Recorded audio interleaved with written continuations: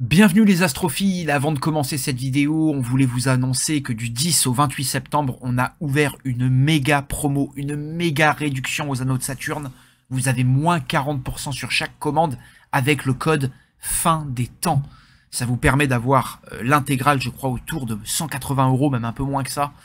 Donc vérifiez, voilà, vous avez vraiment 15 livres et c'est vraiment l'effort que vous devez faire pour nous soutenir. On va sortir 2 nouveaux livres avant la fin de l'année. Voilà, on aimerait beaucoup que vous puissiez nous donner un gros coup de main avant qu'on puisse sortir le reste.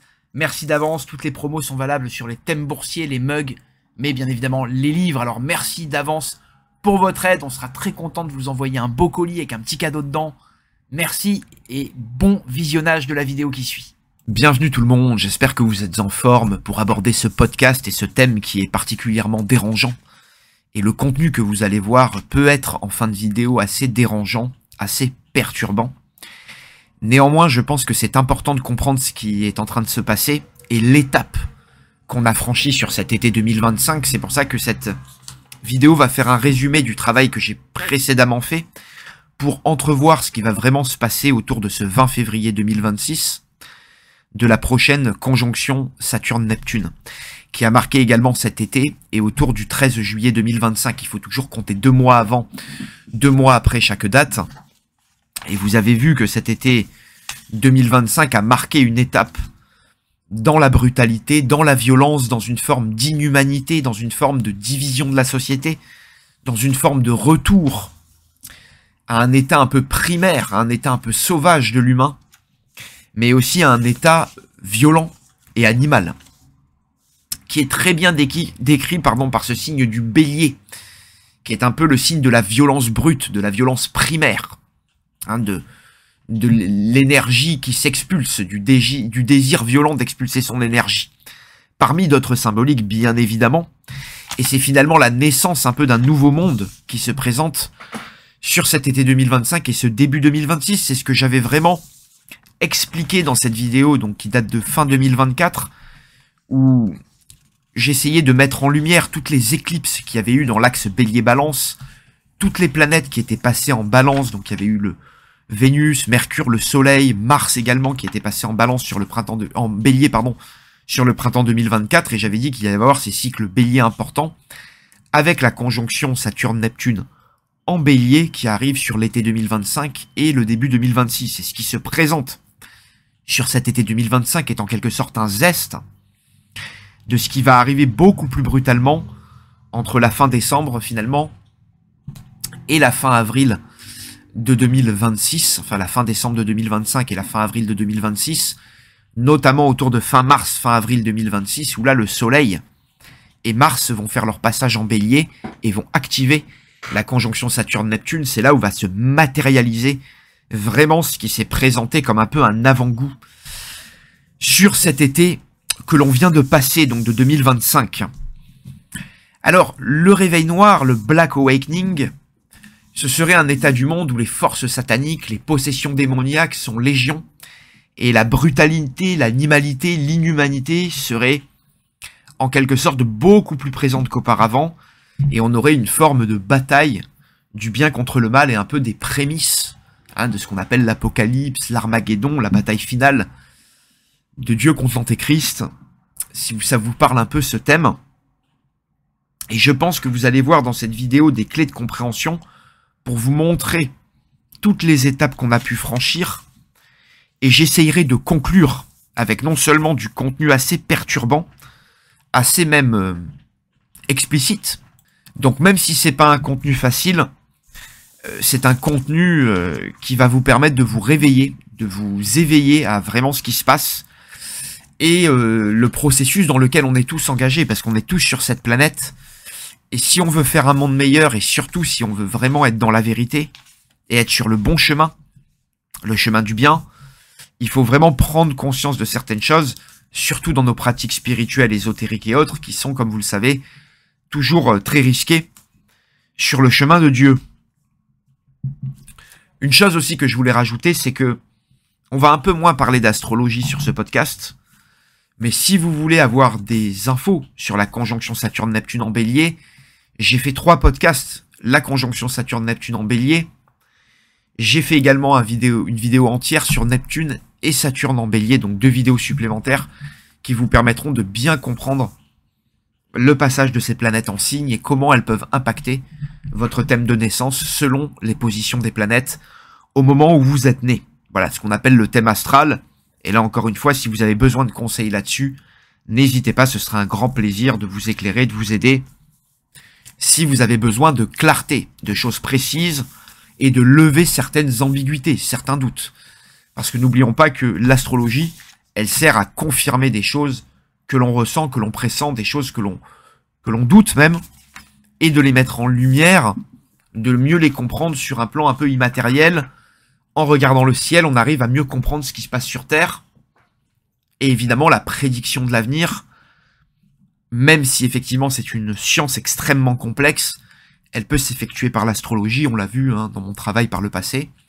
Et c'est pour ça qu'aussi, avant de vraiment rentrer dans le vif du sujet et énumérer, pour moi, l'étape importante du réveil noir qu'on a franchi sur cet été, j'aimerais également vous renvoyer vraiment à cette vidéo bête de l'événement et les super soldats de Satan que j'avais effectuée donc en novembre 2024. Et dans cette vidéo, je crois que c'est vers la 15e minute, j'explique clairement que on va passer dans un monde extrêmement animal et violent et qu'il va y avoir une étape avec des probables guerres civiles. Et j'ai dit que l'été 2025 et le début 2026 seraient des points de bascule très importants. Vous avez vu qu'on parle de turning point, de point de bascule, en ce moment sur cette fin d'été 2025. Et c'est tellement important parce que je pense que, voilà, cette vidéo, j'avais eu beaucoup de mal à la faire. J'avais eu beaucoup de résistance et beaucoup de difficultés moi-même. Je m'étais un peu auto-censuré. Et ça a été très dur de réaliser cette vidéo, comme c'est assez compliqué de réaliser également celle-là. Donc merci de votre soutien et de votre patience. On va venir au vif du sujet. Et je pense que ce qui paradoxalement m'a le plus surpris, sans pour autant m'étonner, mais c'est quand même l'explosion de ces guerres civiles, ou du moins de ces chaos sociaux, de ces anarchies qui commencent à se programmer d'ailleurs. Je ne dis pas que tout cela est bien. Je pense que tout cela est grandement programmé et stimulé aussi par les médias, par l'establishment, par les gouvernements et tous les cénacles de l'ombre. Mais je pense aussi qu'il y a malheureusement une collectivité, un monde humain, une société humaine qui a du mal à vivre ensemble, à s'aimer. Les gens ont beaucoup de mal à s'aimer les uns les autres. Et l'on en arrive à ces résultats. Donc on a vu ces grands rassemblements en Espagne, suite à une personne âgée qui avait été vraiment brutalisée avec le visage en sang. Et les Espagnols avaient réagi en envahissant les rues et en critiquant énormément l'immigration. On a eu les mêmes phénomènes en Irlande et en Angleterre. D'ailleurs, en Angleterre, il y a eu récemment des gros rassemblements pour la mort de Charlie Kirk, autre meurtre brutal. Et on a également la même chose en France, avec, comme on a vu, une tension qui monte. Je ne sais pas si vous avez vu cette opération où des têtes de cochons ont été laissées devant des mosquées, et ça venait c'était une ingérence étrangère, selon les médias. Donc on a vu également qu'en France, il y a eu énormément de troubles dans les quartiers sur cet été. On a eu également beaucoup de feux, de casses dans beaucoup de quartiers, et on a eu une énorme pétition que Philippe de Villiers a faite contre l'immigration.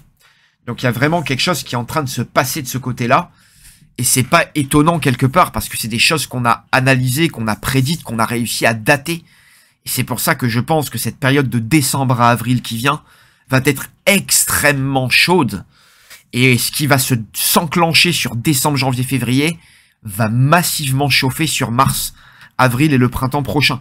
On a également eu l'incarcération jeunes issus de l'immigration, des Français issus de l'immigration africaine, qui ont séquestré et torturé, je crois, enfin en tout cas séquestré et tenté de faire une extorsion sur une famille en Thaïlande, et donc sur une famille thaïlandaise, en séquestrant une habitante thaïlandaise, en réclamant de l'argent, et ils ont fait 18 ans de prison, donc une peine très sévère.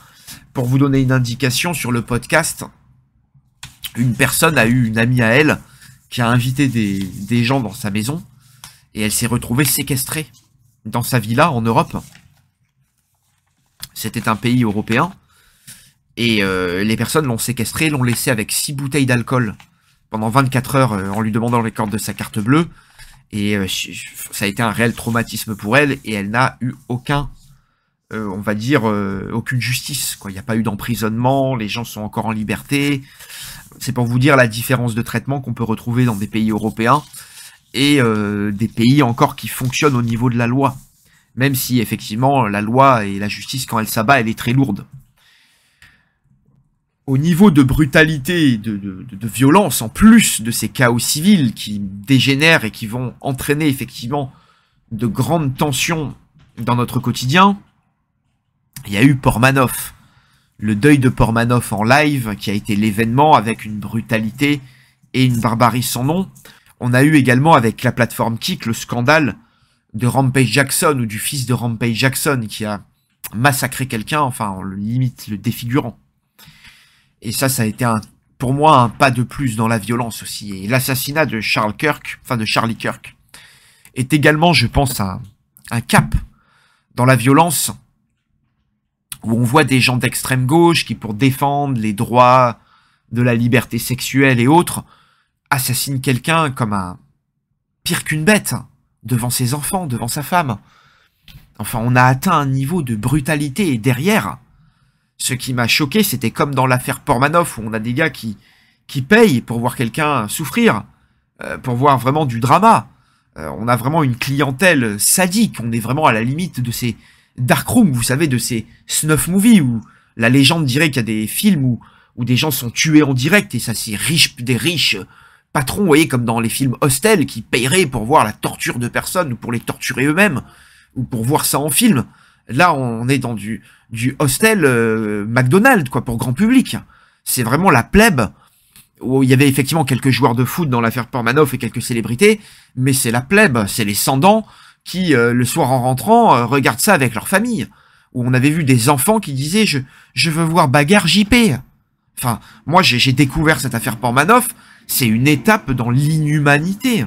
Le cas Charlie Kirk, c'est pareil, on a des gens de gauche qui se félicitent, qui disent « Putain, mais c'est un karma, c'est génial que le mec parlait des armes à feu, c'est génial qu'il se soit fait tuer par une arme à feu ». Enfin, on arrive, excusez-moi, mais on arrive dans des inhumanités, sans faire la promotion de la violence ou dire que dénigrer les gens, mais c'est un constat froid et implacable. Il y a quand même une étape. On n'a jamais vu je veux dire, encore une fois, on a parlé avec des amis de ça, l'histoire du décès de Jean-Marie Le Pen. Les gens sont allés, moi j'ai des amis parisiens qui m'ont dit, voilà, les gens sont allés péter le champagne place de la République, une honte, des gens ont dégradé sa tombe et autres. Ok. Ça, à la limite, je vais vous dire quelque chose. Le monsieur est mort de mort naturelle, qu'on aime ou qu'on n'aime pas, Jean-Marie Le Pen, il faut arriver à prendre de la hauteur. Il avait des ennemis politiques. C'est clair que quand il est mort, c'est un symbole qui tombe. Ses ennemis politiques exultent de la joie. Je ne suis pas pour faire ce genre de démonstration. Même si quand on n'aime pas quelqu'un, quand une pourriture meurt, on va pas se mentir. Je vais pas dire qu'on est heureux, mais on peut sentir un soulagement. On peut se dire, ça y est, il y a une phase qui s'est passée. De là à en exulter de joie sur les réseaux ou mettre une bouteille au frais, voilà, chacun après sa vie, chacun sa moralité. On parle ici de moralité. Et je pense que ce n'est pas la moralité du pays dans lequel on est que de faire des choses comme ça. Ce n'est pas la société qui a vu un grand Occident, qui voit des choses comme ça. Donc, encore une fois, se réjouir de la mort de quelqu'un qui est mort naturellement dans son lit, d'une maladie, de vieillesse, à la limite, j'ai envie de dire, ça reste plutôt bon enfant. Les gens célèbrent le champagne, ils ne l'aimaient pas, c'est indécent. Mais ça, on va dire, toujours existé. Des gens souhaitent la mort de leur ennemi. Quand leur ennemi décède ou il leur arrive du mal, ils s'en réjouissent. C'est très mal. C'est pas forcément beau sur le plan moral. Mais je pense que voir des gens de gauche qui se réjouissent qu'un type ait été assassiné, pire qu'une bête, devant ses enfants, parce que demain, quelqu'un fait ça à une bête, ou un bel animal, on le tolérerait pas. Encore une fois, excusez-moi du terme bête, parce que c'est plutôt un animal, un être vivant. Vous voyez, je veux dire, même si je suis pas pour humaniser les animaux, mais demain quelqu'un ferait ça à votre animal de compagnie, vous voyez ce que je veux dire. Et là, les gens s'en réjouissent de Charlie Kirk, et c'est un humain quand même, comme nous. C'était un père de famille, qu'on apprécie ou pas ce qu'ils disent. Donc je pense qu'on a quand même passé un cap Parce que là, encore une fois, c'est quelqu'un qui a été assassiné de la manière la plus inhumaine, je veux dire, à presque 200 mètres, avec un fusil de gros calibre. Enfin, il avait aucune chance, il est désarmé, il est en train de faire un discours. C'était en plus quelqu'un qui disait toujours aux gens, prouvez-moi que j'ai faux. Enfin, il était là, il ouvrait son cœur dans un débat, il prônait pas la violence, c'était quelqu'un qui justement essayait de discuter avec les gens. Il est abattu comme ça, à presque 200 mètres, avec un fusil de gros calibre, enfin même pas un chien on l'abat comme ça. Et derrière, les gens s'en réjouissent, alors qu'on ferait ça à un animal, je veux dire, on le tolérerait même pas. Mais c'est incroyable le cap. Et encore une fois, je comprends qu'on puisse comparer ça à Le Pen, mais non, pour moi, c'est un cran au-dessus de Le Pen. Le type a été assassiné d'une manière froide, lâche. À la limite, je veux dire, c'était un provocateur, si c'était vraiment un mec d'extrême droite, un nazi, comme on le prétend, qu'il était là à vraiment à être agressif avec les gens. Bon, il fait un combat de coups de poing, à la limite, il meurt, vous voyez, en combat de coups de poing à main nue. Je comprends que des gens, à la limite, pourraient s'en réjouir, dire karma, instant de justice, tout ce que vous voulez. C'est quand même ultra violent. Et globalement, sur cet été, pour un peu poursuivre, dans le monde, on a un climat de diplomatie mondiale qui s'est extrêmement dégradé, qui depuis des années se dégrade. Mais là, on l'a vu. On a vu, par exemple, avec la famine à Gaza. C'est clair que, en termes d'inhumanité, en termes de tactique militaire, de cruauté militaire, je pense que le fait d'affamer ces populations, qu'on soit d'ailleurs du côté israélien ou de Gaza, là c'est question d'être un humain. On voit qu'on passe des méthodes qui sont extrêmement violentes et c'est aussi l'indifférence de beaucoup de gens sur ce sujet. Et évidemment, on peut être contre l'islam, on peut être contre le territoire de Gaza, on peut être pour Israël, on peut être, on va dire, on peut s'ouvrir à certaines choses, même si effectivement tout est très débattable et discutable et c'est souvent des sujets très bouillants et clivants. Mais les enfants qui meurent, c'est quelque chose de terrible, et on avait vu que la conjonction Saturne-Neptune, elle mettait des risques de famine. J'avais fait une vidéo en 2023 des risques de famine d'ici 3 ans, avec la conjonction Saturne-Neptune. Encore une fois, pas pour faire de l'ego, mais l'astrologie est implacable, le timing est implacable. C'est pour ça qu'il faut absolument se préparer à ces 4 premiers mois de 2026, qui vont être absolument explosifs et violents. Sur le plan de la diplomatie, on a vu aussi cet été les USA avec l'Iran. Trump qui nous disait « je vais réfléchir, est-ce que j'interviens, est-ce que j'interviens pas ?» Et boum, comme ça, en plein surprise, 48 heures après, ou moins de 72 heures après ça, ou quelques jours après ça, il envoie des bombes, alors qu'on est soi-disant en train de négocier. On joue un double jeu diplomatique avec, on va dire, tous les côtés vicieux et les plus, on va dire, violents qu'on peut imaginer. On a franchi un cap. N'oublions pas qu'il y a quelques années, il y a un diplomate qui s'est fait découper en Turquie dans une mallette, et cette histoire finalement n'a pas eu vraiment de répercussions et de sanctions, d'autant plus qu'on sait le partenariat entre l'Arabie Saoudite, qui avait apparemment commandité cet assassinat, et les États-Unis, bien évidemment, et quand on connaît évidemment les liens entre la Turquie, l'OTAN, et donc tout le grand bloc occidental qui dirige le monde, et c'est important d'avoir une critique, et de voir à quel point l'inhumanité du monde passe un cap. Quand vous passez ce genre de cap avec vos ennemis, c'est à la vie, à la mort, et là c'est l'ultime jusque dans les pires inhumanités possibles. On passe le vicieux au possible.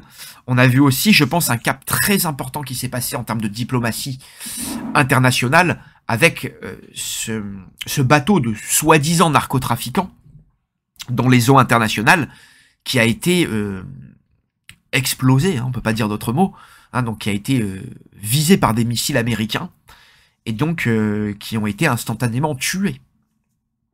Donc on est à un moment où, évidemment, on avait franchi depuis quelques années aussi la kill list d'Obama, hein, depuis 2012, c'est pas un processus qui est récent, hein, Obama avait énormément déclenché de guerre, tué de gens durant cette période, et là on a eu également cette attaque de Trump sur ces narcotrafiquants, en plus, voilà, de toutes les politiques assez dures, hein, qui sont en train de se resserrer en termes de liberté. On voit qu'on passe un cap, qu'il y a une mise au pas, un militaire, avec Trump qui a déployé la garde nationale cet été aux États-Unis. Et en restant dans la diplomatie internationale, on a vu aussi, côté OTAN, côté Occident, tous les sabotages, tous les coups fourrés qu'il y avait eu avec la Russie, le pipeline de Nord Stream 2, très suspect.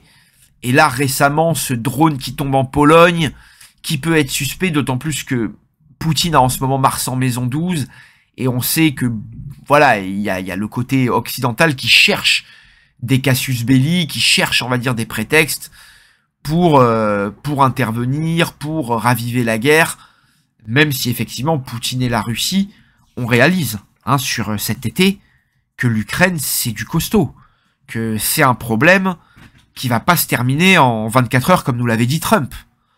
On voit qu'il y a eu effectivement cette propagation en Pologne et que Trump perdait sa patience avec Poutine, qu'on a du mal à arriver à un état de paix. D'ailleurs, je pense qu'il y a aussi quelque chose de très symbolique qui s'est formé cet été. C'est le fait que Trump, au lieu de renommer le ministre de la Défense le ministre de la paix ou de l'apaisement, Ministry of Peace, il a appelé son ministère de la Défense, le ministère de la guerre, the Ministry of War. Et je pense qu'il y a une énorme symbolique qui se cache derrière là, et on voit qu'on est confronté. J'avais fait une vidéo en disant, juste avant que Saturne d'ailleurs rentre en bélier, ça m'avait comme pris un peu aux tripes, et je vous invite à la regarder, cette vidéo elle est extrêmement intéressante, où je faisais les analogies à l'arrivée de Saturne en Verseau, quand il y a eu les Covid et les confinements, et cette arrivée de Saturne en bélier qui crée l'urgence au niveau des budgets, de l'armée, de la guerre, et des tensions qui se ravivent fortement entre les deux blocs, Occident et Sud global, et qui va entraîner effectivement énormément de morts et de conflits dans les mois et années qui viennent, si tous ensemble, on ne se met pas à agir, à en parler, à cogiter là-dessus et à s'y intéresser de plus en plus. Je pense qu'une information aussi, en plus du discours sur l'armée du 13 juillet qui s'est passé, du discours lunaire, on nous dit que la Russie a déclaré la France comme son ennemi, du discours lunaire qui s'est fait sur cet été par, je crois, un général des armées, qui était d'ailleurs, tout ça avait été bien planifié par le gouvernement Macron et lui-même. Et on a vu que ce même général avait démissionné. Donc on voit que là, attention, la France, il y a des gros problèmes parce qu'on sait qu'on n'a pas de balles pour faire face à une guerre de haute intensité. Et vous avez vu que pour le début 2026, les hôpitaux en France, il y a eu une note qui a été envoyée au ministère de la Santé, comme quoi les hôpitaux devaient se préparer à accueillir des blessés de guerre en masse. Donc on voit que il y a quelque chose qui va se préparer en France, je vous le garantis. Macron a d'ailleurs élu Lecornu, un ministre des Armées, qui était ancien ministre des Armées, une personne partout où il est passé, il y a eu des catastrophes. Rappelons qu'à Fessenheim, l'après Fessenheim, il a été démantelé. Il est passé en Nouvelle-Calédonie, il y a eu la guerre civile en Calédonie. Il a été justement ministre des Armées, il y a eu le conflit ukrainien. Et on voit également que là, il arrive sur un 999. Il a été élu en 999, le 9 septembre 2025, année 9. Donc c'est un 666 renversé, et c'est aussi un portail 9 de fin, de conclusion. Et je pense que Lecornu va pouvoir conclure le travail de Macron en implantant un maillage militaire, soit parce que l'OTAN la parle de déclencher l'article 4, soit parce qu'en France, on peut déclencher l'article 16 d'ici cette fin d'année 2025 et ce début 2026. Et cette personne pourrait parfaitement conclure ça. Je rappelle qu'il arrive dans des présages très sombres.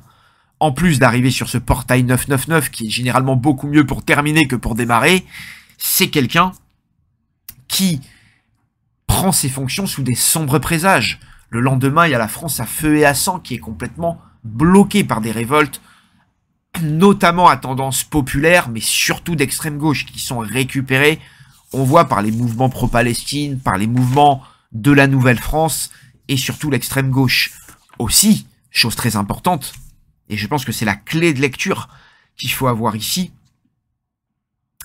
on a, sur la prise en fonction de Lecornu, la France a eu sa note par l'agence Fitch dégradée.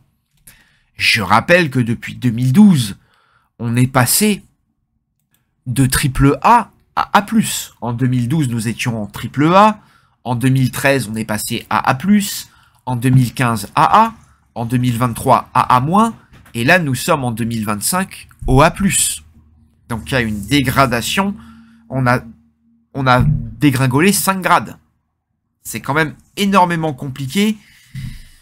par rapport, justement, notre qualité de vie, qui va arriver dans les mois et années qui viennent, ça va se faire sentir tout ça, hein.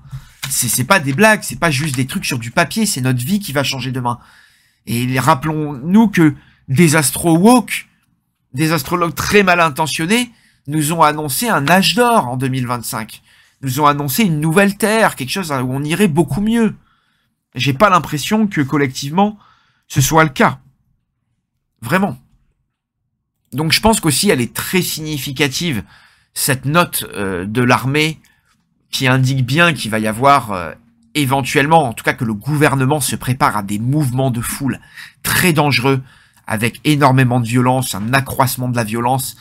Et là je pense qu'il y a quelque chose, un portail extrêmement violent, voire moi à tendance satanique et bestiale, qui va s'ouvrir. N'oubliez pas que la bête, c'est Satan, et que d'un côté on a ce côté, l'agneau de Dieu, le côté bélier, béni, bienveillant, le Dieu fertile, le créateur, la naissance, le démarrage, et qu'au sommet de la montagne, il y a le bouc, la chèvre de Méndès, Satan qui contrôle ce monde matériel, et le côté beaucoup plus noir de ce même bouc, de ce même agneau, qui est justement la chèvre de Méndès, le signe du Capricorne, la planète Saturne, et la réunion de Saturne-Neptune en bélier. Vraiment, c'est très très compliqué en termes de révolution d'extrême gauche, d'ultra-violence. Et on a vu également aussi quelque chose de très inquiétant, qui est cette pluie de décès. Hein, on a eu des suicides très suspects, des morts très suspectes, même en Allemagne. Beaucoup de gens, il y a même eu là des policiers, moi dans ma région, je crois à Mougins, un suicide d'un officier de police, c'est des choses... Encore une fois, je ne dis pas que tout ça, c'est suspect ou autre, je ne sais pas, j'ai pas enquêté, mais il y a des morts, une pluie de morts. Comme s'il y avait une page qui se tournait, et beaucoup de gens quittent ce monde. Des fois assassinés, des fois de manière suspecte, des fois assassinés mystérieusement, d'autres vont le faire de plus naturellement, et on voit que c'est quand même une phase, mais cette période de Saturne-Neptune amène énormément de dépression, de tendance au suicide, au découragement. Hein, vraiment, ça a été un été particulièrement dur. On l'a vu également pour la crise qu'il y a eu parmi les restaurateurs. Hein, il y a eu énormément de restaurateurs qui ont dit c'est terminé, je ne travaille plus, je peux plus être rentable. Donc vraiment, on a extrêmement de violence. Voilà, entre l'extrême droite et l'extrême gauche. On a eu quand même Mathieu Kassovitz qui nous a déclaré les fins de race. Que le peuple de souche en France était des fins de race. Là, on est dans du magnifique, là. D'ailleurs, honnêtement, quand on regarde le peuple français, qui est quand même un peuple bien ancré depuis des centenaires, voire des millénaires, c'est vrai qu'en parlant de fin de race, c'est vrai que c'est un peu délicat, d'autant plus que ce terme est débattable comparé à, on va dire, à d'autres ethnies, à d'autres peuples, qui eux sont beaucoup plus en mode fin de race que peut-être les Français. C'est à débattre en tout cas. Mais c'est vrai que j'ai rigolé un peu jaune quand j'ai vu tout ça. Et c'est vrai qu'on a vu cet été, voilà, encore une église brûlée dans des manières un peu suspectes. Voilà, des collectifs de féministes agressés. Les têtes de cochon devant les mosquées. On a des personnes piquées. On a eu, rappelez-vous, le chaos qu'il y a eu pendant le football. Juste avant, 2 mois avant, 2 mois après ce 13 juillet, on a eu énormément de personnes piquées dans les manifestations et les drapeaux français arrachés. On a également cette crise politique du 10 septembre qu'on vient de traiter. Et on a eu aussi, je pense, un cap aussi dans l'inhumanité qui s'est produit en France. C'est ces handicapés tués. Alors l'handicapé irakien qui a été tué, c'était quelqu'un qui faisait beaucoup de prosélytisme chrétien, qui était contre le régime irakien, donc peut-être encore une fois une mort suspecte, qui est d'ailleurs l'un des thèmes récurrents de cette conjonction Saturne-Neptune. Regardez, les morts suspectes de leaders. On a d'ailleurs dit que Donald Trump, il y avait une conspiration que Donald Trump était mort sur cet été. Très intéressant, il y a beaucoup de gens qui disent d'ailleurs que Donald Trump est mort sur cet été. C'est intéressant et c'est vrai qu'il a eu des transits particulièrement difficiles. Alors, est-ce qu'il serait mort? Je ne pense pas, mais il a eu quand même quelques petits gonflements aux jambes et des petites alertes au niveau de la santé. Et c'est certain que c'est quelqu'un de très nerveux, Trump.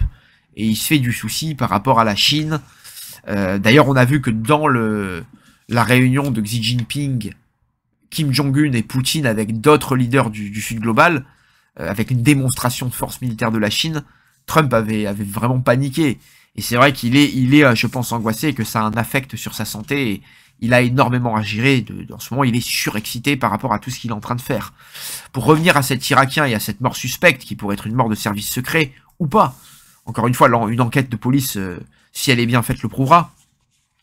Mais je pense que c'est de l'inhumanité qui est faite. Peu loin de chez moi, en Italie, à San Remo, qui est une ville à la frontière, il y a un handicapé récemment qui s'est fait tuer, aussi poignardé, je crois, enfin dans des conditions abominables. C'est pareil, on attaque des gens handicapés, poignarde des mecs dans les chaises roulantes, quoi. Je veux dire, voilà, je veux dire, évidemment, il y a des gens qui torturent des animaux, et je vais pas dire qu'on ferait pas ça à un animal ou à une bête, et parler un peu comme parlerait mon papa, et voilà, je vais pas parler, excusez-moi, j'ai peut-être un background, dirons-nous, mais il y a une expression en France, on dit, on ferait pas ça à un animal, on ferait pas ça à une bête, on ferait pas ça à un autre être vivant. Et évidemment, là, un handicapé dans un fauteuil roulant, excusez-moi un peu de parler vraiment comme un peu au bistrot, mais c'est vraiment l'enfer. C'est vraiment l'enfer. Si vous n'arrivez pas à voir la teinte infernale de ces choses, c'est quand même extrêmement dérangeant. On a parlé des morts suspectes de l'AfD, et ces morts, partis d'ailleurs d'extrême droite, qui avaient été aidés par Elon Musk, en tout cas dont Elon Musk a fait la promotion. C'est un peu l'équivalent de Reconquête en Allemagne, si j'ai bien compris, si je dis pas de bêtises. Et ce parti avait une progression fulgurante. Et là, les mecs se suicident à quelques jours des élections, enfin des trucs qui font no sens, même en termes de probabilité, c'est improbable. Ça défie tous les scores. Donc on sait qu'il y a les services derrière. Donc là, il y a quand même quelqu'un qui veut empêcher des réveils. Un réveil national en Allemagne. Il y a bien une force, vous voyez bien, qui est à l'œuvre. Il y a une force dans l'ombre qui veut empêcher un réveil national. Et on a eu, justement en France, la naissance, la formation sur cet été de l'islamo-communisme, avec effectivement le début d'une guerre civile en perspective qui peut s'entrevoir, avec effectivement la polarisation qu'il y a entre l'extrême gauche et l'extrême droite. On en a déjà parlé de tout ça. D'ailleurs, les révoltes communistes, ça me connaît bien. Hein. M'appelant Klimenko, ma famille, elle en a bouffé du communisme. Vous imaginez bien, avec des origines russes. Et vraiment gloire à mon arrière-grand-père Artem, qui a pu s'enfuir après les tentatives manquées des communistes de prendre le pouvoir en Russie. Bien lui en a fallu, parce qu'en 1917, quand il y a eu la conjonction Saturne-Neptune en Lyon, les communistes ont pris le pouvoir. Je vous invite à lire les ouvrages qui relatent vraiment ce qui s'est passé durant cette période, et les horreurs, voire les horreurs satanistes. N'oublions pas que énormément de communistes sont trempés dans l'occultisme. C'est pas moi qui le dis. Ce sont des gens qui pratiquent la magie. Et Macron, que je considère d'ailleurs comme vraiment quelqu'un de gauche, de profondément d'extrême gauche, n'oublions pas qu'il a appelé En Marche en référence à Mao, qu'il a déclaré lui-même être un communiste, un maoïste, et qu'il avait apparemment En Marche serait un hommage à la grande marche de Mao. Mao, qui on le rappelle, a tué 70 000 personnes pendant sa révolution culturelle. En Chine, au moins 70 millions de personnes. On voit ce qui est en train de passer. La Chine, d'ailleurs, qui est un goulag numérique à ciel ouvert. Vous êtes complètement en crédit social, vous êtes filmé constamment épié, espionné dans votre téléphone. Votre esprit est moulé. Vos critiques sont impensables envers le régime communiste. Vous êtes obligé d'adorer Mao et Xi Jinping en Chine. Tout est cadenassé. Vous avez vu pendant les confinements, les gens qui hurlaient, enfermés dans les rues de Shanghai. Je veux dire, on est dans des grandes villes et tout. Vous vous rendez pas compte ce qui se passe? C'est un pays d'esclaves. Tout le monde commande des chinoiseries. Tout ce qu'on utilise là, c'est produit en Chine par des esclaves, des enfants, des gens qui travaillent énormément d'heures par jour. Alors, le régime nous dirait que tout se passerait bien. Un régime qui mentirait même sur le nombre de sa population. Je vous invite à voir les révélations qui montrent qu'apparemment en Chine, il y aurait beaucoup moins de monde qu'on ne le pense, et que le régime a caché énormément de morts pendant le Covid. D'autant plus que il y a quand même des conditions d'hygiène catastrophiques en Chine quand on connaît le pays et quand on y a voyagé. Je sais de quoi je parle. Aussi, donc chose importante, c'est que ces révolutions communistes, elles font des morts, des massacres. Donc, si vous avez vu ce qui s'est passé en Chine, en Russie, mais également dans des pays comme Cuba, le Nicaragua ou le Cambodge, qui a massacré un quart de sa population avec les Khmers rouges, si vous voulez avoir un avant-goût de ce qui va se préparer en France, regardez cet islamo-communisme qui est en train de se former. Vous croyez que les mecs des cités, chez lesquels on retrouve des bazookas, des kalachnikovs, ils vont venir vous parler de communisme avec des tracts. Ça va être extrêmement violent si quelque chose de similaire se passe. Vous avez vu ce qui s'est passé au Népal sur cet été. On a typiquement le genre de révolution communiste. C'est le peuple qui s'empare de tout et qui lynche le gouvernement. Alors je sais que beaucoup d'entre vous me diront « Mais Fabien, attends, ça ferait pas de mal, une bonne révolution, on coupe quelques têtes, on repart comme en 1789, on repart comme en l'an 40, nouvel âge d'or. » Oui, j'entends que tous les processus révolutionnaires, ils doivent passer par de la violence. D'ailleurs, je pense que pour lutter contre un pouvoir, on doit être plus violent que lui. Pourquoi les gilets jaunes ont échoué? On nous dit tout le temps, les gilets jaunes n'ont pas réussi, ils n'ont pas réussi, ils ont échoué. Mais ils ont échoué à quoi? À quoi ils ont échoué, les gilets jaunes?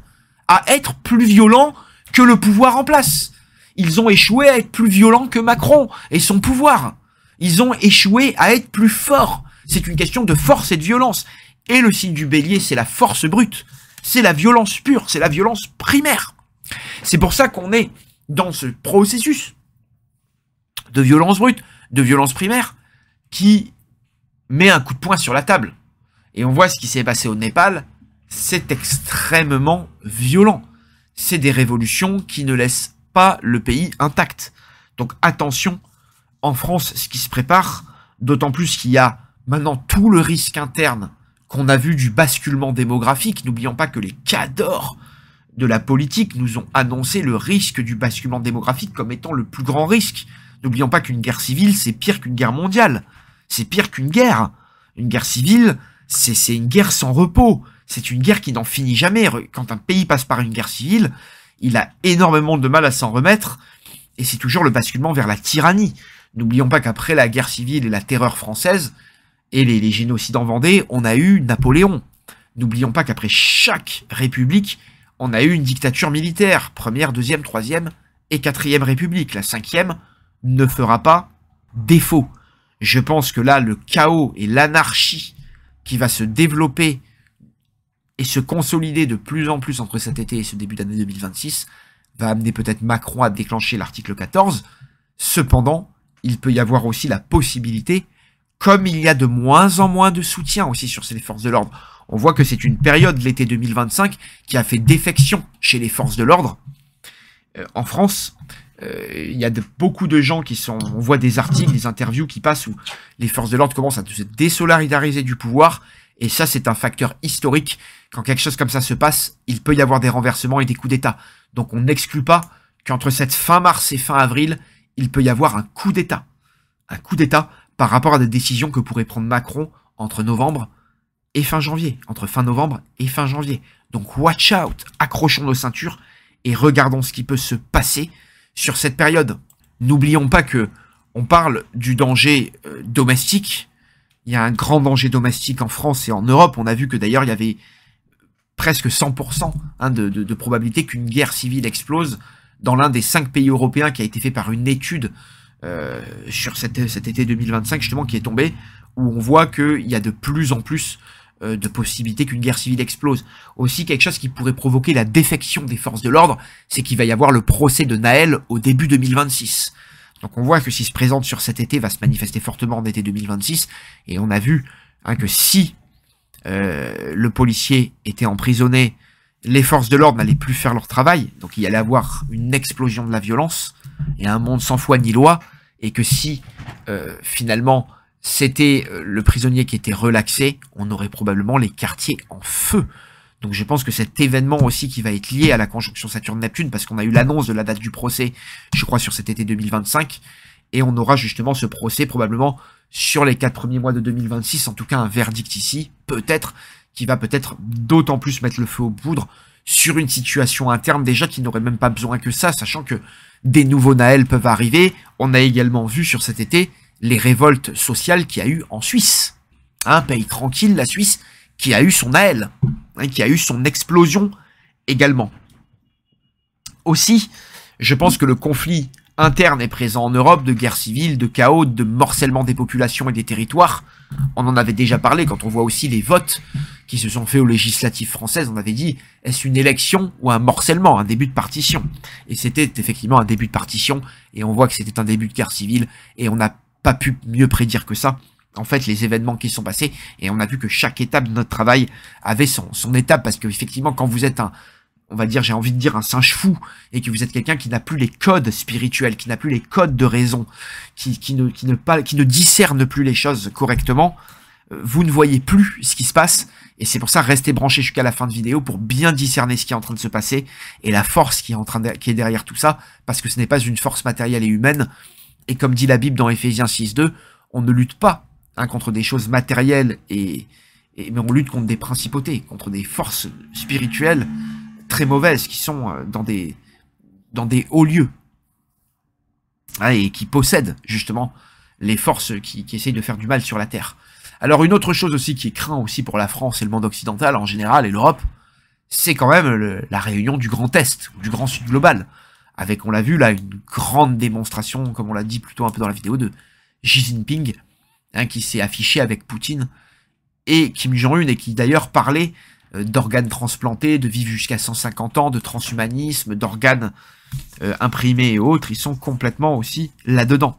D'ailleurs, quand on creuse vraiment le sujet, on sait que Poutine, Macron, la famille Bush et tous les gros pontes de l'oligarchie font partie de ce qu'on appelle les superloges, qui sont des énormes cénacles qui contrôlent justement les super sociétés secrètes et tous les cénacles et les groupes d'influence que l'on connaît sur Terre. Donc c'est vrai qu'il y a ces personnes sont dans le même agenda global pour faire avancer sur tous les continents le même agenda multiculturel, le même agenda décomplexé, le même agenda écuménique et surtout anti-chrétien.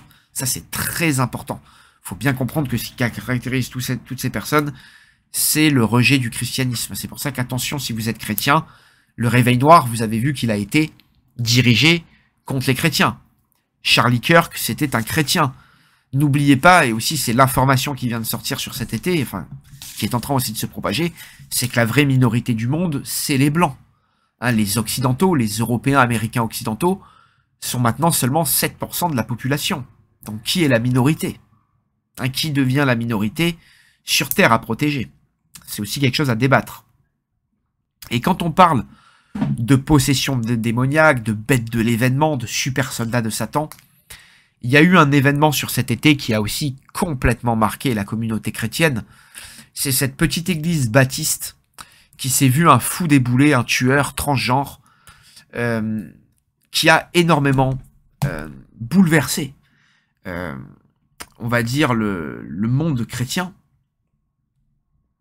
Et on a vu que il y avait eu des meurtres extrêmement violents, brutaux, d'enfants. C'est quelqu'un qui est venu et qui a fusillé des enfants. Alors évidemment, dans l'horreur, ça nous rappelle l'attentat justement de ce personnage d'extrême droite norvégien, Breivik, qui avait assassiné aussi des jeunes, des enfants pour sa cause politique. Alors n'oublions pas qu'il y a des faits très intéressants. Beaucoup d'ailleurs, il y a quelqu'un qui m'avait dit « Odin, c'est le dieu de la lumière, c'est pas un dieu satanique ». Et Breivik, qui était possédé par des forces du mal, était un templier. C'était quelqu'un qui avait fait une allégeance aux forces du mal, et il avait lui-même renommé son arme et son véhicule de nom d'attribut d'Odin. Je crois qu'il avait donné à son fusil le nom de la lance d'Odin, et il avait donné à son véhicule le nom du cheval d'Odin, qui est Sleipnir, je crois. Et en tout cas, il avait marqué des runes sur ses armes, et j'espère que je pourrai retrouver les images pour vous les mettre. Et on a eu à peu près la même chose qui s'est fait dans ce transgender qui a massacré des chrétiens aux États-Unis. Et c'est vrai que c'est quelque chose d'extrêmement violent parce qu'on a retrouvé justement la haine que véhiculait ce transgenre. Alors ce qui est très intéressant, c'est que les anges et les démons, ils n'ont pas de sexe dans la Bible. Ce sont des êtres qui sont non-genrés. Et c'est vrai qu'aujourd'hui, on a des êtres qui veulent plus se genrer. Ça, c'est très important, je pense, sur une forme de symbolique, qu'on a l'émergence un peu depuis quelques années aussi de ces nouvelles personnes, sans critiquer. Je pense d'un regard spirituel et chrétien. Je pense que c'est très important de regarder comment se présentent des gens, et c'est souvent très intéressant de voir que ce sont des gens, pas pour les plus radicaux d'entre eux, mais même des fois pour les plus soft, qui ont le discours de se dire je suis un ange, je suis connecté aux anges de lumière. Et nous allons le voir, et nous l'avons vu déjà dans notre travail, que ces personnes sont complètement dans les entités démoniaques. Ils pensent vénérer des anges de lumière, mais ils vénèrent des maîtres ascensionnés, des anges, des lumières, qui sont en fait vénérés par des francs-maçons, qui sont infusés par des rituels francs-maçons mondiaux, et qui sont amenés justement à des falsifications de Dieu, et on amène des gens à prier des faux dieux et d'autres dieux auxquels ils pensent croire. Ce qui prouve bien, c'est qu'en fait, on amène des gens qui ont une bonne intention à utiliser quelque chose de négatif. Alors effectivement, les personnages comme Breivik, ou du transgenre dont j'ai plus le nom, qui a assassiné ces chrétiens dans cette chapelle aux États-Unis, ce sont des gens complètement maléfiques. Ils le disent eux-mêmes, ils ont fait le choix d'être maléfiques, voilà, ils ont embrassé le mal consciemment. Il y a plein d'entre nous qui n'embrassons pas le mal consciemment, mais nous embrassons des méthodes mauvaises en priant à des faux dieux et en nourrissant justement ces égrégores. Vous me dites souvent, Fabien, tu parles de tout ça, tu nourris le mal et tout. Pas du tout. Je l'expose, je le mets en lumière. C'est vous, en faisant des prières à des statues de bois et de pierre, comme dit la Bible, vous savez pas aux entités auxquelles vous priez. En vénérant, en faisant le culte de Lucifer, comme j'ai vu certains astrologues le faire, ou faire on va dire, mettre au même niveau des faux dieux, comme Bouddha ou Allah ou les divinités hindoues, avec le Christ ou autre, c'est pas bon. C'est pas bon sur le plan spirituel, parce que ce n'est même pas le même message qui est porté par les dieux. C'est ça qu'il faut bien comprendre. C'est qu'il y a un message différent.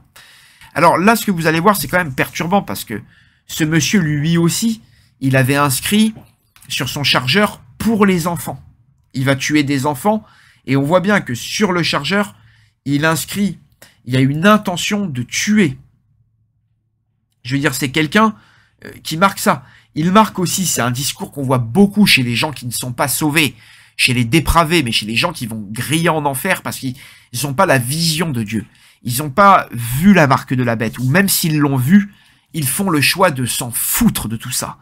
Et là, on voit bien que ce mec qui a mis ça sur son chargeur marque « Where is your God ?» Où est ton Dieu, quoi? Et il met des sourires vicieux. D'ailleurs, je fais une aparté. J'ai vu aussi ces vicieux sourires. On a un policier qui s'est fait défigurer à Tourcoing, et il y a des mecs qui le filment avec des sourires, quoi. Vous voyez la brutalité et l'immoralité qu'on a franchi sur cet été. Franchement, revoyez ma vidéo des super soldats de Satan, la première que j'ai faite, où vous voyez ces femmes possédées, qui passent sous un camion qui ne sent rien, qui n'a aucun os brisé. Là, ce sont des réelles possessions démoniaques. Et lui, where is your God? Regardez encore ce message. Israël doit tomber. Comme un phénix, nous devons renaître de nos cendres. Le phénix, l'aigle, le symbole du scorpion. On sait que le Pluton, la planète de la renaissance, c'est totalement aussi moquer Jésus. Hein, Jésus qui a été le seul à pouvoir renaître. Jésus qui est Dieu dans la chair, qui a pu ressusciter pour nous montrer que c'était Dieu. Comme là, on compare ça à l'oiseau de feu, à l'oiseau maudit. Hein, l'oiseau des enfers, le phénix. Hein, qui est complètement un symbole satanique et qui est le contrôle de puissance. C'est pour ça que tous les empires, des nazis à Napoléon, à l'empire égyptien, ils ont tous l'aigle. L'aigle, c'est le symbole des empires, de la domination. Hein, c'est vraiment, évidemment, c'est un symbole et les États-Unis, bien évidemment, qui ont l'aigle, ce sont toutes les mêmes symboles de domination. Hein, ils prennent pas l'aigle par hasard, hein, toutes ces personnes. Et c'est clairement un symbole qui est lié à Satan. Ça, tout le monde le sait. D'ailleurs, c'est ce que j'ai oublié de dire, Phénix, c'est un démon issu des croyances de la Goétie. Hein, je veux dire, ce démon, justement, qu'on appelle Phénix, qui est une entité démoniaque, c'est un démon, justement, qui se présente sous l'apparence d'un phénix avec une voix d'enfant. Et c'est un grand marquis aux enfers. Vous voyez, donc qui apparaît sous cette forme. Donc vraiment, le symbole du phénix, il est complètement négatif, c'est clair. Il n'y a pas de doute là-dessus. On le sait, c'est en association au Scorpion, le signe des enfers. Et je vous invite aussi à lire Sous le signe du Scorpion, qui est l'un des livres majeurs pour comprendre le lien entre l'occultisme et le communisme. Et ce qu'ont fait justement les révolutionnaires sataniques communistes en Russie, où ils ont fait le baptême sataniste de la Russie. D'ailleurs, il y a Fatima qui est apparu, et soi-disant c'est lié à ça, à ce que Dieu se serait plaint du baptême satanique de la Russie. D'ailleurs, Pierre Hillard parle beaucoup du baptême satanique de la France en 1789, qu'il compare à 1917, ce que les Russes ont fait. Ils se sont inspirés aussi de ce qu'ont fait les satanistes révolutionnaires en France. Je rappelle que quand ils ont tué le roi, c'était le 17 et 21 janvier, c'est lié au 17 janvier, au nombre 666 qu'il y a sur la Déclaration des droits de l'homme et du citoyen, avec un ange aux ailes noires qui pointe justement la pyramide et l'œil, hein, qui est le symbole absolu des élites et des Illuminati et des gens qui contrôlent le monde et qui vénèrent justement cette divinité à un seul œil. Aussi une chose très importante, en plus de ça, c'était quelqu'un qui avait d'autres symboles extrêmement violents. Il utilisait l'image de Jésus, d'ailleurs pas forcément une belle image, souvent c'est Jésus en train de saigner, de souffrir, malheureux, comme cible. Pour s'entraîner à tirer, il s'entraînait à tirer sur des cibles de Jésus. Je ne sais pas si vous imaginez le truc. En plus de tout ce que vous avez vu avant, le fait de tirer sur des enfants chrétiens. Je veux dire, c'est ciblé, on va dire, c'est signé. Et à sa mort, justement, parce qu'il a été tué pendant le mass shooting, on a retrouvé justement un carnet avec un code crypté où le tueur se regarde dans un miroir et il voit un démon avec une auréole sur la tête. Donc lui-même, il savait qu'il était possédé. D'ailleurs, vraiment ce démon est vraiment impressionnant. Et il y a vraiment des traductions qui ont été faites, et on voit que dans ces traductions, il y a marqué quand est-ce que ça va finir. Vous voyez, c'est une âme tourmentée, c'est quelqu'un qui est possédé, quelqu'un qui est oppressé. On a les mots « aidez-moi »,« je ne veux pas le faire »,« aidez-moi ». Et on voit le démon qui répond derrière « tue-toi », tue les gens, quoi, tue. Et on sait que quand on fait de l'étude dans la démonologie et tout, on voit que ce sont ces forces qui nous amènent vraiment à nous apercevoir aussi de l'existence de Dieu. Si Dieu nous montre ces choses-là, et si ces choses-là maintenant sont révélées à vous, c'est pour que vous compreniez que là, ce qui est en train de se passer, c'est extrêmement satanique.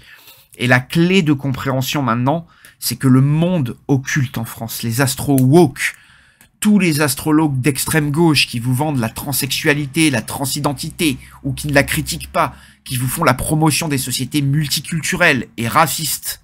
Parce que pour moi, l'antiracisme, c'est du racisme. Aider les gens parce qu'ils sont noirs ou d'une certaine ethnie ou couleur, c'est pas les aider.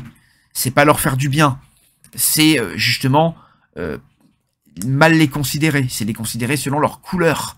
C'est pas leur faire du bien. C'est pas les aider à se prendre en main. C'est pas aider à amener des gens par millions ici, à les aider à reconstruire leur continent.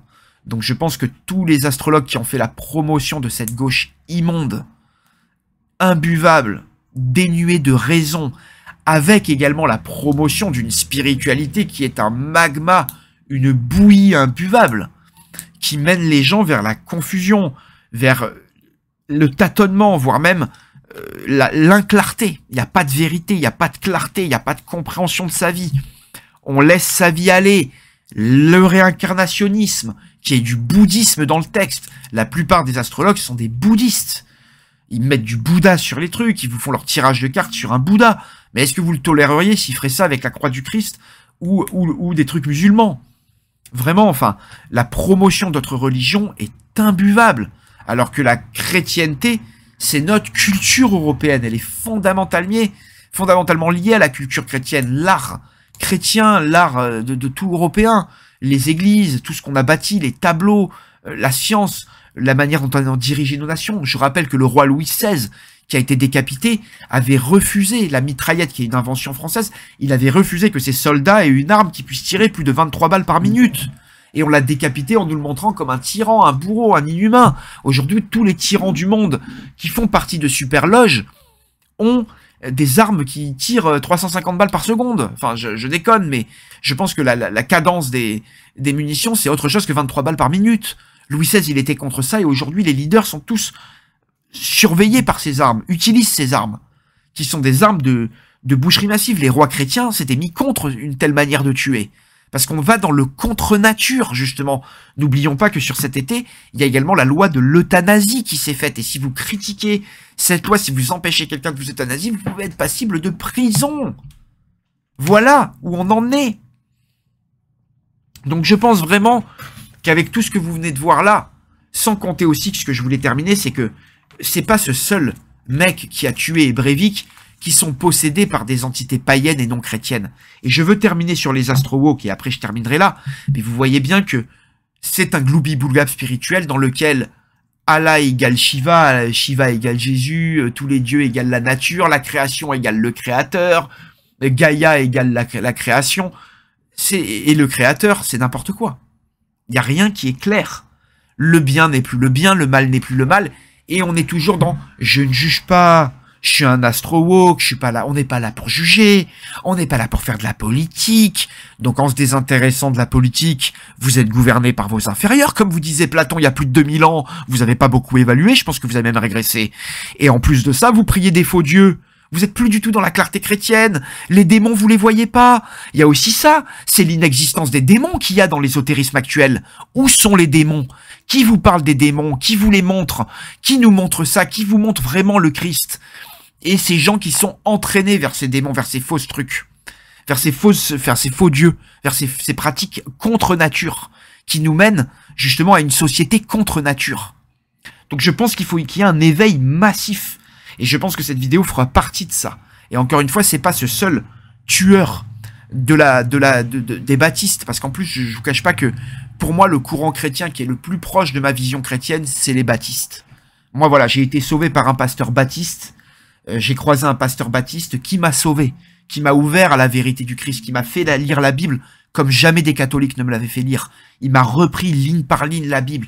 Je l'ai lu de A à Z, le Nouveau Testament, et j'ai mieux compris qu'est-ce qui se passait. Et dans le Nouveau Testament, Jésus se balade en Israël, la terre d'Israël, et il dépossède les gens de démons, il rend les gens fous, parce qu'il arrive et il fait sortir les esprits démoniaques des gens, il les révèle. Et il arrive avec une force où il fait sortir ces démons. Et on voit que dans tout le Second Testament, enfin le Nouveau Testament, mais même l'Ancien Testament, il y a des gens possédés. Il y a des gens possédés. Regardez comment ils sont quand ils sont possédés. Et ce sont des animaux. Ils vivent dans la nature. L'hygiène est dégradée. On voit des gens qui sont plus eux-mêmes, qui sont dans des crises. On voit des gens dans des crises animales, des possessions démoniaques, qui vivent comme des animaux. Même des animaux se comportent pas comme ça, certains animaux. Ils ont une sexualité complètement débridée, on voit ça. Et tout ça nous a été transmis. Et on voit bien que chez ces tueurs de masse, il y a toute cette symbolique païenne, ces dieux suprêmes, souvent des dieux borgnes comme Odin. Parce qu'on se rappelle que Amun-Ré, c'est que des dieux à un œil. Hein, c'est toujours Horus, le fameux œil d'Horus, hein, le dieu solaire à un œil. Odin, qui n'a qu'un œil. Balor aussi, le dieu scandinave. Enfin, on va pas revenir là-dessus et vous faire une vidéo de 2 heures. Mais on sait que c'est cette divinité qui est liée à Lucifer 666. Et on voit tous ces tueurs. C'est pas pour se donner des genres. On sait que tous les gars qui travaillent au FBI aux États-Unis, mais aussi dans les gros services en France sur le meurtre et autres, ils vous diront tous les psychiatres, que les gros tueurs de masse, les gros pédophiles, ils entendent tous des démons. Ils communiquent avec un démon. Et la plupart des stars et des gens puissants de ce monde le font. C'est-à-dire que quand ils sont seuls avec eux-mêmes, ils sont pas là à dire « Putain, Dieu, aide-moi à être fort, Dieu, résous le monde, aide-moi à être une meilleure personne, je me suis mal comporté là, notre Père qui êtes aux cieux, voilà, vraiment aide-nous et tout. » Non, ils sont là, ils parlent au diable directement. On a vu Johnny Hallyday, qui d'ailleurs s'est levé une petite fille de 14 ans, hein, ou 15 ans. Hein, la Laetitia, il l'a prise plutôt jeune. Il disait qu'il parlait tout le temps à Satan. Lui-même, dans ses morceaux, disait je suis Satan, enfin, je suis la voix de Satan. Je le paraphrase, mais il le dit dans des morceaux à lui. Vous pouvez le checker et le vérifier. Pire que ça, on a donc ce tueur qui a marqué beaucoup de symboles sataniques, qui s'est dépeint lui-même en regardant dans le miroir et en voyant un démon, en train de communiquer avec un démon et lui parler. Et on a également beaucoup de tueurs qui sont marqués de cette empreinte démoniaque. Dans mes vidéos que j'ai faites sur le 666 et Macron, il y a des nanas qui m'ont dit « Oh, monsieur Klemenko, le 666, c'est un nombre naturel, c'est pas la marque de la bête. » Mais je connais tout ce discours, que ça serait soi-disant la triskel et autres, mais je connais tout ça. Je connais. Il n'empêche que regardez ces mecs qui sont enfermés là au Salvador, dans le pays de Bukele, là. Le nouveau dictateur, soi-disant, qui met tout le monde en prison. Vous avez vu les tueurs? Les mecs qui tuent 50, 60 personnes, qui tuent des familles entières. Vous avez vu les tatouages qu'ils ont, 666? Regardez-les. Regardez-les dans les yeux. Ayez le courage, ayez la force de les regarder, de me dire que ces gens-là sont bons. Et de me dire que ces gens sont pas possédés par des énergies démoniaques. Regardez-les dans les yeux. Ayez le courage de les regarder au nom du Christ. Et vraiment de regarder ça, d'avoir la force de tenir. Et parce que c'est contre ça que vous allez devoir vous battre. C'est ça, voilà, qui nous affronte. Quand on voit des mecs comme Jeffrey Dahmer, qui collectait les parties humaines des victimes qu'il avait, qui les mettait dans ses bidons pour vouloir reproduire une grande figure satanique. Lui-même, il disait sûrement être en connexion avec ces entités. On a également Ramirez, qui c'était, je crois, un tueur en série, qui s'était gravé ce pentagramme au procès. Il avait montré ça en souriant. Enfin, c'est des figures complètement démoniaques. Si vous croyez que c'est ça pour jouer, c'est que ces gars-là, ils pensent être vraiment à avoir atteint des stades dans l'échelle satanique. Et si vous voulez un exemple supplémentaire, c'est un exemple du plus gros tueur d'enfants. Vous pouvez vérifier son histoire. Et il le dit lui-même, quand j'ai tué mon premier enfant, c'est un mec qui a tué, je crois, 500 ou 1000 enfants. C'est le plus gros boucher de l'histoire de l'humanité en Amérique du Sud. Encore un mec qui est pas sauvé dans les fausses religions, les faux dieux et autres. Qu'est-ce qu'il disait ce gars? Quand j'ai commencé à tuer mon premier enfant, c'est là où j'ai entendu la voix du diable. J'ai entendu la voix d'un démon. Je suis rentré en connexion. Et là, il a commencé à me dire quoi faire, où aller, truc et tout. Et j'étais guidé par un démon pour tuer tous ces autres enfants. Donc ces choses sont réelles. C'est pour ça que la clé de compréhension, c'est que tout ce monde spirituel de pacotille, la plupart des astrologues que vous écoutez, ils vous mettent pas en conscience de ça. Que quand vous faites de l'astrologie, quand vous faites des pratiques occultes, vous rentrez sous la coupe de ces démons. Et moi-même, je l'ai fait, ça m'est arrivé. Dans le système actuel, on est tous impliqués dans un rituel méga démoniaque, dans un rituel satanique à l'échelle humaine, où il y a des nations entières qui sont sacrifiées, comme Gaza, comme l'Afrique, comme la Chine, qui vivent dans des régimes complètement sataniques, comme la Corée du Nord également, qui sont des prisons, des goulags à ciel ouvert. Et on voit comment ce monde, dans les autres sociétés, se transforme de plus en plus en prison à ciel ouvert, en goulag à ciel ouvert, en asile à ciel ouvert. Je parlais de péter du bocal, mais c'est ça. Quand vous vous baladez dans des pays asiatiques ou autres, vous dites, quel est ce pays? C'est un asile à ciel ouvert. Et maintenant, la plupart des gens qui vivent en France depuis, ou en Occident depuis ces 10 dernières années, sont forcés de constater que c'est un asile à ciel ouvert. Et c'est là où la clé de compréhension qui manque, c'est que c'est des forces sataniques qui s'infusent. Et quand on fait de l'astrologie, et quand on est un astrologue, qui est dans la croyance du Christ, et il y en avait tellement avant, c'est pour ça qu'on s'est mis à rééditer ces vieux grimoires du Moyen-Âge. On peut voir l'astrologue, par exemple, de Louis XIV, Morin de Villefranche, qui n'a pas été quelque part le conseiller astrologique de Louis XIV, mais qui avait conseillé des grands nobles avant la naissance de Louis XIV, et il a lui-même assisté et dressé le thème de Louis XIV à sa naissance. Et Morin de Villefranche, c'est quelqu'un qui termine ses livres par « Amen ». Quand on voit vraiment, par exemple, quelqu'un comme Heinrich Rantzau, qui était l'astrologue aussi de Charles Quint, en tout cas il l'a accompagné sur des sièges, mais après il a été astrologue, je crois, de Frédéric, roi du Danemark, et ensuite ses enfants ont été aussi conseillers et astrologues de leurs successeurs. Ces familles-là avaient un savoir, ils avaient une moralité. On voit que dans leurs textes astrologiques, ils disent, quand vous avez tel ou tel aspect, vaut mieux, voilà, tel transit, vaut mieux prier, vaut mieux vous recentrer sur vous-même, vaut mieux vous reconcentrer sur Dieu, vaut mieux, voilà, pas avoir une vision égotique, narcissique et autres.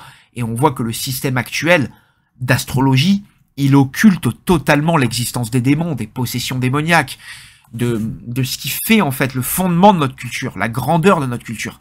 C'était de savoir qu'il y avait des choses contre nature, il y avait des choses qui allaient trop loin, et que quand on ouvrait cette porte, ce sceau démoniaque, eh ben on pouvait vivre des étapes abominables. Et là, on sait que l'étape de Saturne-Neptune, avant le grand carré Saturne-Pluton, vont être les périodes où, je vais pas dire la bête de l'événement est là et parler comme Macron, mais au moins les super soldats de Satan sont là. Et maintenant, on voit que c'est plus du tout anecdotique. On voit que c'est quelque chose qui va se répandre. Donc je m'excuse, parce que beaucoup d'entre vous aussi sont des femmes. Vous suivez beaucoup de gens qui sont doux, qui sont dans la douceur. Ils vous attirent bien, ils vous leurrent bien vers la fausse religion. Ils vous cachent bien l'existence des démons. Ils vous cachent bien que la plupart des anges et des entités, des êtres de lumière, les guides que vous avez, qu'est-ce qui se passe vraiment derrière tout ça? Qui ils sont vraiment? J'ai exposé déjà ça dans des autres podcasts. Donc vraiment, je vous invite vraiment à le regarder parce que c'est la clé à les regarder de compréhension pour comprendre vraiment ce qui est en train de se passer et ce qui va se passer. Et croyez-moi, le monde va être beaucoup plus brutal. Mais la bonne nouvelle, c'est que vraiment, Dieu nous aime. Et vous savez, dans cette tuerie qu'il y a eu dans cette église, il y a un enfant qui s'est pris des balles. Il est mort 19 minutes. Il a fait une expérience de mort imminente. Il a vu Jésus. Il a vu le tueur sombrer dans les limbes de l'enfer. Et il a vu Jésus. Et il dit que Jésus lui a dit qu'en gros, sa mort avait évité d'autres enfants de se faire tuer. Jésus l'a renvoyé sur Terre. En gros, il lui a dit « T'es mort cliniquement 19 minutes, mais tu vas revenir sur Terre. » Le type est revenu. Tous les médecins lui ont dit 19 minutes. Le témoignage est en ligne, hein, vous pouvez le trouver sur YouTube et autres. Le mec, il a réchappé de cette tuerie. Il a vu des trucs de fou. Il revient avec un message chrétien. On voit que cet été arrive avec une soif de vérité de fou. On a des conversions de plus en plus massives qui arrivent, de l'Iran à l'Europe. Voilà, les gens se réveillent. Et donc c'est pour ça, réveillez-vous, faites des actions de grâce. Je vous dis, bien évidemment, me donner un coup de main financièrement, c'est toujours le bienvenu, même si vous achetez des livres d'astrologie et tout, c'est toujours le bienvenu si vous pouvez me donner un coup de main financièrement, m'aider à continuer ces podcasts, parce que je suis bien engrainé dans continuer à montrer des trucs et tout.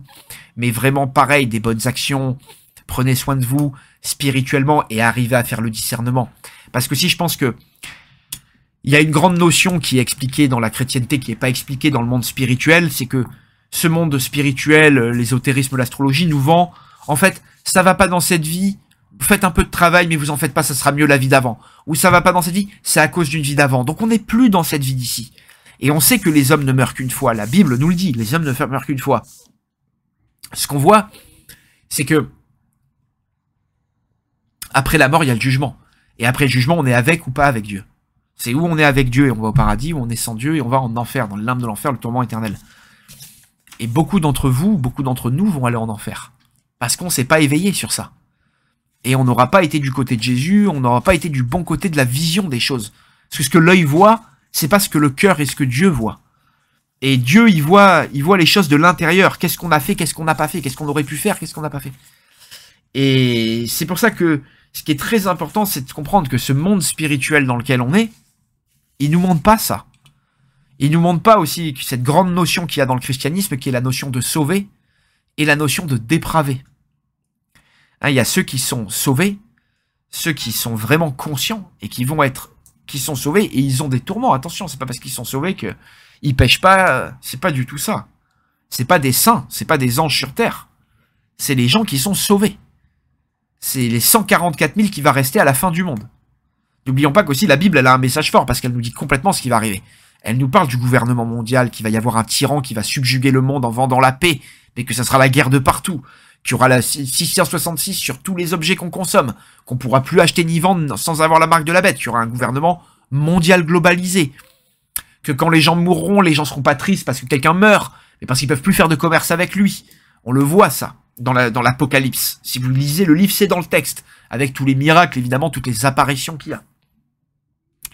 Et durant cette période de l'Apocalypse, qui se verra à la fin du monde, avec au moins le tiers des humains tués en une fraction de seconde et tout, il y a le retour de Jésus. Et là, il y a des clés de compréhension qui nous montrent qu'est-ce qui va arriver.